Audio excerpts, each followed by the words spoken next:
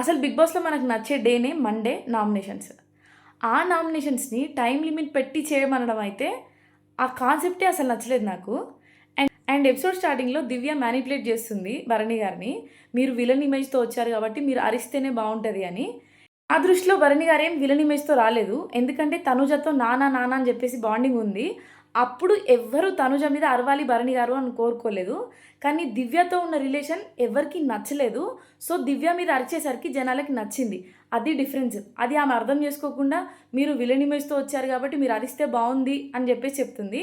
ఇంకా ఆ సిట్యుయేషన్ చూస్తేనైతే ఏదో పని కట్టుకొని భరణి గారిని మ్యానిపులేట్ చేస్తుంది దివ్య అని అనిపించింది. అండ్ నామినేషన్ స్టార్ట్ అయినాయి. 5 మినిట్స్ లిమిట్‌లో చేయాలి అని చెప్పేశారు. నాకెందుకో తనుజ చాలా సేఫ్ గేమ్ ఆడింది ఈరోజు అని అనిపించింది. తనుజ కెప్టెన్సీ రేస్ నుంచి బయటికి రావడానికి మెయిన్ రీజన్ దివ్య. ఆమె దివ్యాని నామినేట్ చేయకుండా గౌరవ్‌ని నామినేట్ చేసింది. అండ్ చెప్పిన రీజన్ ఏంటంటే, నీకు ఆట అర్థం కాకుండా నువ్వు కన్‌ఫ్యూజ్ అయినందువల్ల నేను బయటికొచ్చినా అని చెప్పేసి. అది ఒక రీజన్ అయ్యుండొచ్చు.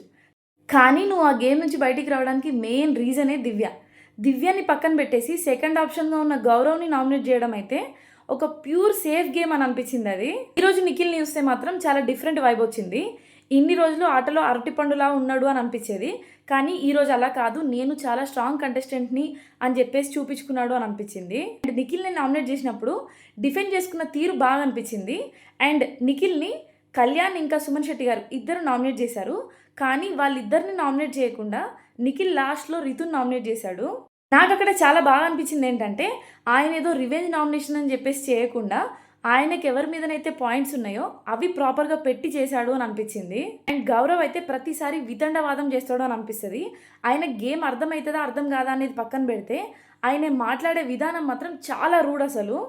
అండ్ గౌరవ్‌ని నామినేట్ చేసిన అందరిలో నాకైతే సంజన గారి రీజన్ చాలా అంటే చాలా బాగా నచ్చింది.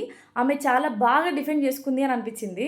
అండ్ గౌరవ్ ఉండి నీకు ఫాలోవర్స్ కోసం వచ్చావు, నువ్వు ఫేమ్ కోసం వచ్చావు అని చెప్పేసి అన్నాడు. మరి గౌరవ్ దేనికొచ్చాడు? గౌరవ్‌కి ఎవరైనా చెప్పండయ్యా బాబు ఒక్కటే పదాన్ని 100 సార్లు యూజ్ చేయొద్దని. అది కూడా షెల్ఫిష్ కాదు సెల్ఫిష్ అని. అండ్ ఇంత నామినేషన్స్ అయిపోయాక బిగ్ బాస్ ఒక ట్విస్ట్ ఇచ్చాడు. నేనిప్పుడు గేమ్ మార్చబోతున్నాను అని. నేనేమనుకున్నా అంటే ఎవరెవరి మీదనైతే బురద నీళ్ళు పడ్డాయో వాళ్ళందరూ సేఫ్ అవుతారు. ఎవరి మీదైతే వాటర్ పడలేదో వాళ్ళు నామినేట్ అవుతారు అని చెప్తాడనుకున్నా. కానీ అది కాదు, అందరిని నామినేట్ చేశాడు.